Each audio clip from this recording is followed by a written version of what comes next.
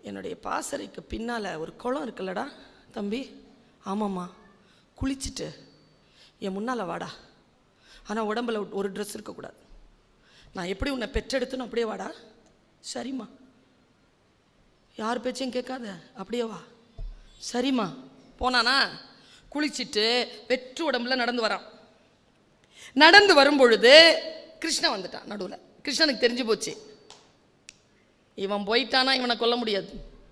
நல்லா தெரிஞ்சுக்கோங்க, அம்மாவா சாமியான அம்மா தான்.